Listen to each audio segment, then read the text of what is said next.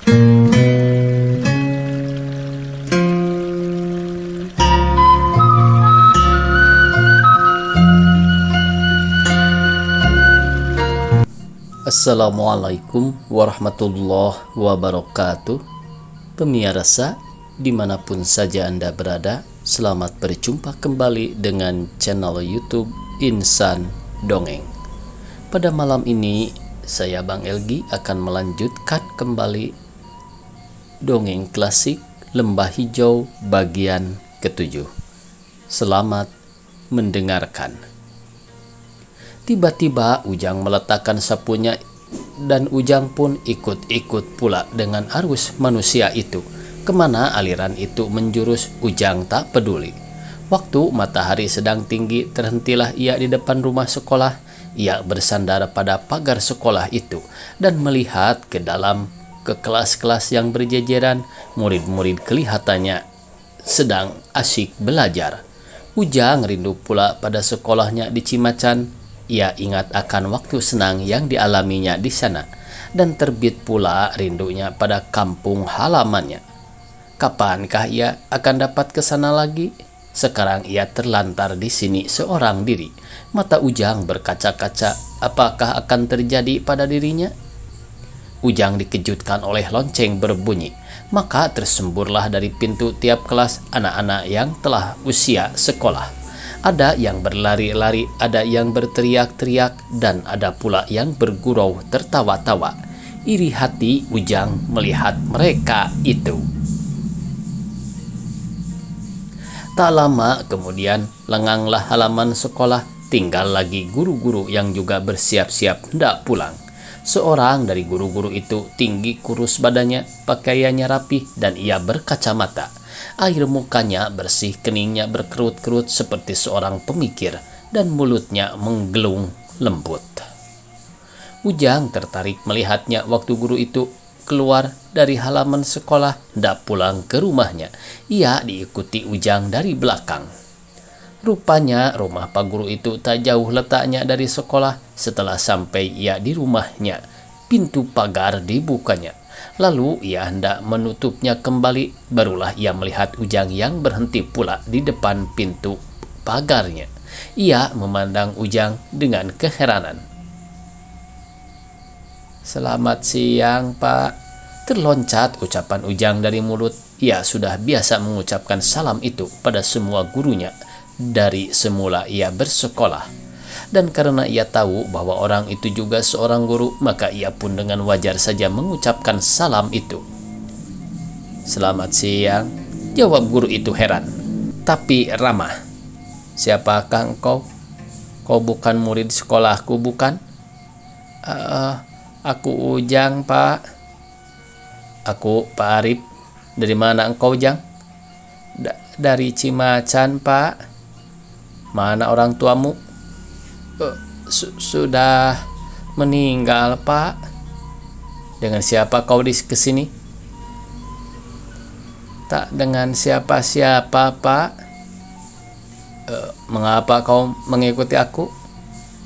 "Tak mengapa, Pak," kata Ujang kepada Pak Arif itu. Pak Arif terdiam sebentar sambil mengerutkan keningnya. Ia menatap Ujang yang menjawab pertanyaan-pertanyaannya dengan spontan seperti seorang murid dalam kelas. Apabila menjawab pertanyaan-pertanyaan gurunya, lalu Pak Guru itu bertanya lagi, "Sudah makan kau, Ujang?" Belum, Pak." "Mari masuk," kata Pak Arif.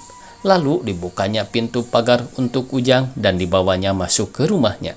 Rumah ini kecil dan sederhana, tapi bersih dan rapih. Sampai di halaman rumah, Pak Arif berseru, "Wan, Iwan, Wan, di mana kau?" Suara dari bagian belakang rumah itu menjawab, "Aku di dapur, Pak, sedang menyiapkan makanan." "Mari ikut, Jang," kata Pak Arif. Lalu ia membawa Ujang ke dapur. Sampai di sana ia berkata pada seorang anak yang kira-kira sebaya dengan Ujang, "Iwan, ini Ujang. Ujang akan menolongmu. Lalu ia akan ikut makan bersama kita." kata Pak Arif sambil memperkenalkan kedua anak itu. Nah, Jang, cucilah dulu tanganmu dan tolonglah Iwan menutup meja, kata Pak Arif selanjutnya. Ujang seperti seorang yang bermimpi. Pak Arif bersikap seolah semuanya yang dilakukannya terhadap Ujang adalah soal biasa saja. Ia disuruh Pak Arif menutup meja dengan taplak yang berpetak-petak biru. Di atasnya Ujang meletakkan 3 buah piring dilengkapi dengan garpu sendok, gelas, dan tempat cuci tangan. Ia juga menolong Iwan menyendok nasi ke dalam basi. Pemakan nasi yang dibuat Iwan adalah rebus bayam, goreng tempe, dan beberapa potong daging empal yang digoreng. Tak lupa ia membuat sambal sepiring kecil. Setelah selesai semua, duduklah mereka bertiga menghadapi hidangan. Silahkan makan, Jang, kata Pak Arif dengan kata-kata sederhana. Air mukanya yang tersenyum ramah itu menunjukkan ajakan yang sungguh-sungguh. Hingga Ujang tak terlalu malu memakan nasi orang yang baru dikenalnya itu. Di waktu makan, ia menjaga kesopanan dan basa-basi walaupun sebetulnya ia ingin melahap semua makanan itu seperti kucing kelaparan karena ia memang amat lapar. Setelah makan, Ujang turut pula membantu Iwan membersihkan meja dan mencuci perabotan-perabotan yang kotor. Iwan adalah seorang anak yang pendiam, tapi sekali-kali bila ia melihat Ujang gugup mengerjakan sesuatu, ia dengan sabar menunjukkan cara yang benar pada Ujang.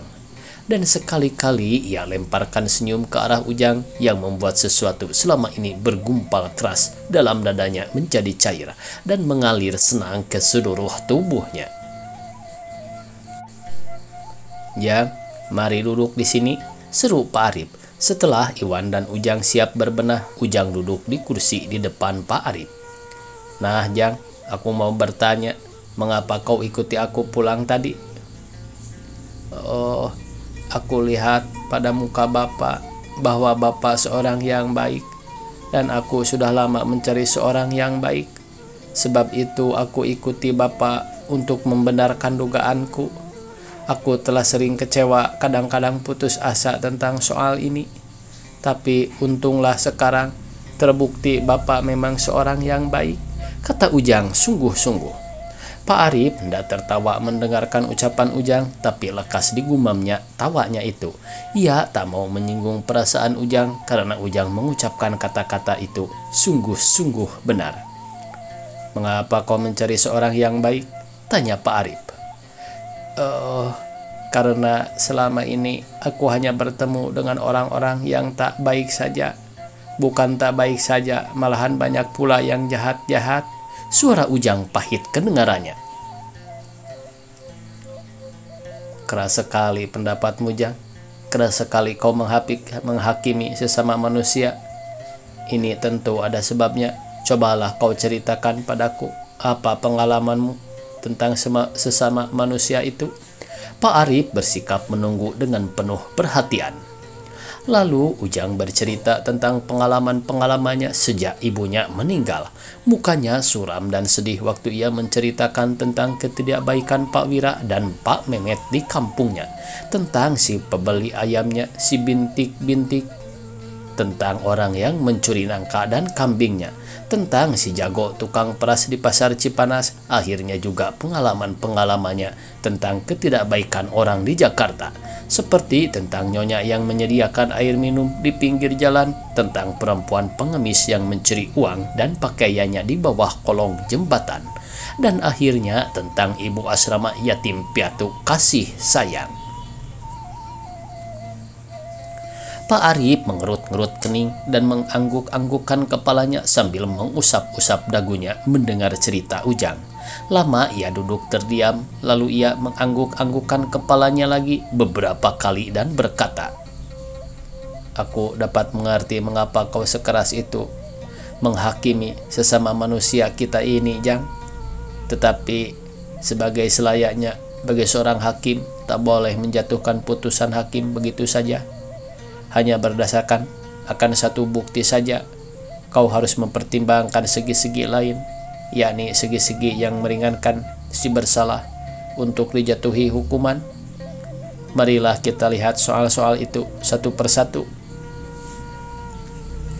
Dan aku minta padamu, Jang, bukalah hatimu untuk memasukkan pengertian pada tingkah laku si tertuduh.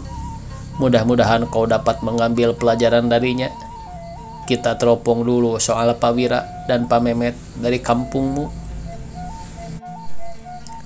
Pak Wira itu memberikan kesempatan padamu untuk mendapat uang dengan menyabitkan rumput untuk kambingnya. Ia sendiri bisa juga melakukan pekerjaan itu, sungguh pun dengan susah payah karena ia sudah tua. Cucunya bisa juga melakukan pekerjaan itu, sungguh pun dengan susah payah pula karena ia masih kecil. Jadi pada dasarnya ia mau menolongmu dengan memberi kamu kesempatan mendapatkan uang. Ini baik. Nah, ini adalah segi penting yang meringankan kesalahan Pak Wira atas ketidakbaikannya waktu kesudahannya. Ia tak mau lagi membayarmu. Barangkali lama-kelamaan ia menganggap dirinya menghambur-hamburkan uang membayar orang lain setiap hari untuk pekerjaan yang bisa dikerjakan sendiri atau oleh cucunya. Lalu ia tak mau lagi membayarmu walaupun ia masih berutang padamu. Ini tak baik. Jadi Pak Wira bukan seluruhnya orang yang tak baik. Mengerti kau, Jang? Ujang mengangguk ragu-ragu. Ia tak begitu mengerti. Demikian pula Pak Memet, sambung Pak Arif. Ia pun pada permulaannya mau menolong, mendapatkan penghasilan untukmu dengan jalan menanam kacang tanah pada halaman yang terkapar dan tak terpakai itu. Ini berarti ia seorang yang baik, tapi kesudahannya karena ia melihat uang banyak dan ia juga bukan orang kaya, silau matanya. Ia mengambil lebih dari separuh dari hasil perkebunan bersama itu. Biasanya aturan perkebunan bersama adalah untungnya harus dibagi dua. Pak Memet melanggar peraturan dan janji. Ini tak baik. Jadi ia bukan seluruhnya seorang yang tak baik. Kau lihat itu, Jang? Ujang mengangguk. Sekarang tentang si pembeli ayammu, si bintik-bintik. Seorang pedagang selalu berusaha untuk mendapatkan sebanyak-banyaknya untung dari barang yang didagangkannya. Sebaliknya, seorang pembeli selalu berusaha untuk membeli barang semurah-murahnya.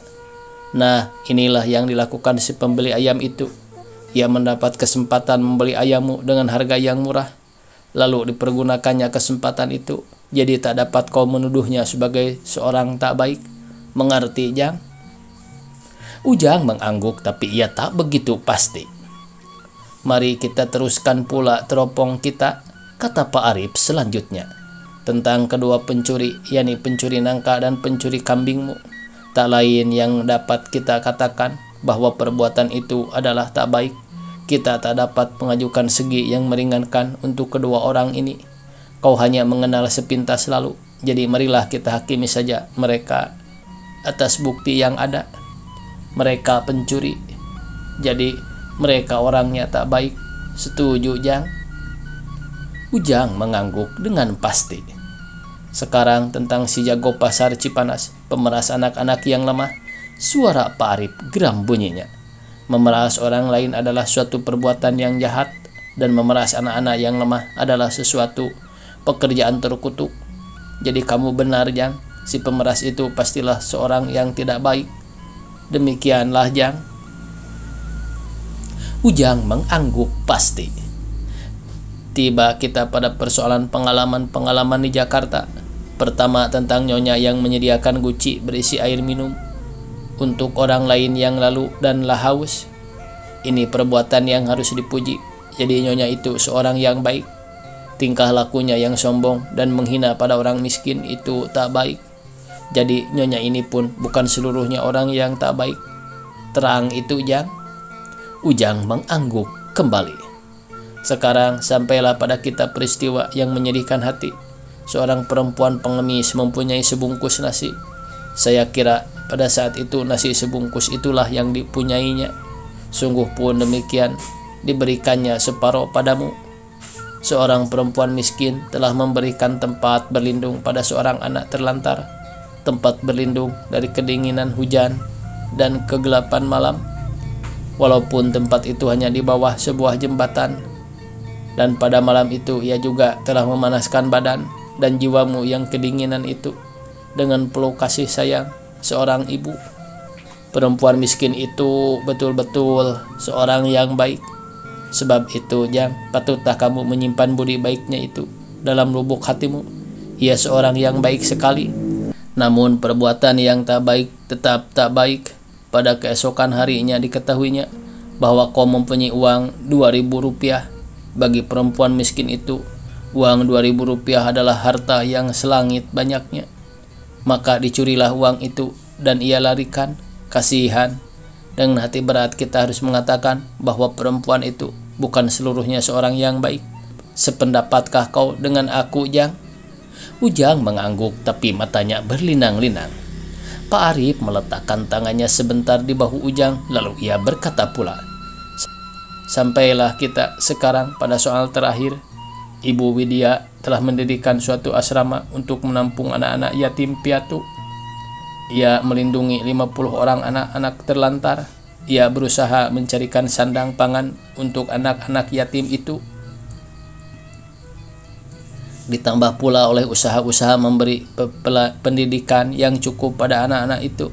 Semuanya itu perbuatan yang baik sekali.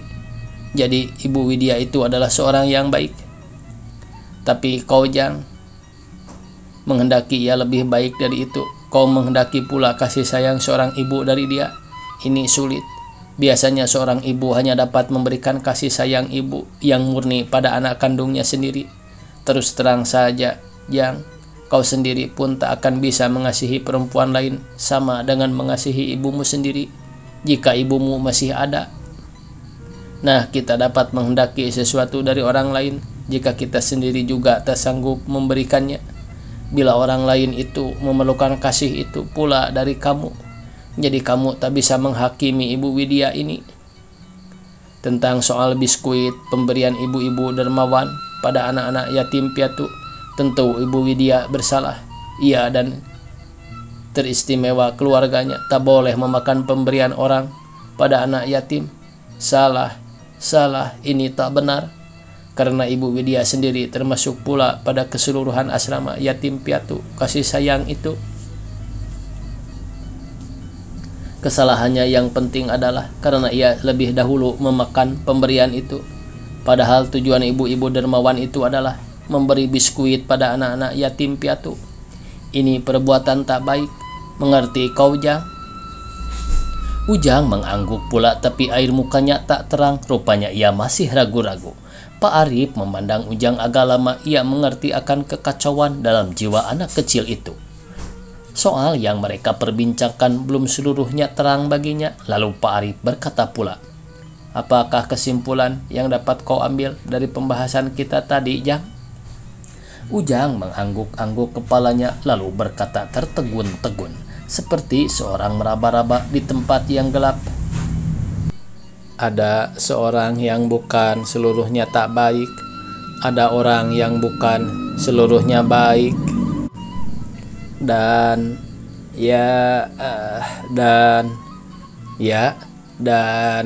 apa? Desak Pak Arif. Dan tak ada orang yang seluruhnya baik, kata Ujang dengan kecewa. Pendapatmu yang penghabisan tak benar, Jang. Ada orang yang seluruhnya baik, kata Pak Arif tegas. Wajah Ujang mulai terang. Orang yang seluruhnya baik adalah nabi-nabi dan rasul-rasul, kata Pak Arif dengan khidmat. Tapi wajah Ujang suram kembali. Sebab itu Pak Arif buru-buru lagi berkata, jangan lekas kecewa, Jang. Memang hanya nabi-nabi dan rasul-rasul yang seluruhnya baik. Namun manusia biasa dapat juga mencapai tingkat seorang yang baik.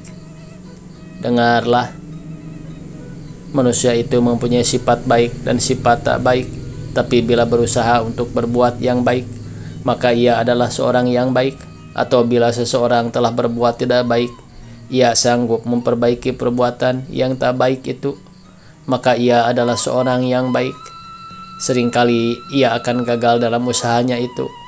Tapi bila ia berusaha terus melakukan yang baik, jatuh, berdiri, jatuh lagi, berdiri lagi, maka orang seperti ini tetap seorang yang baik. Mengertikah kau, Jang?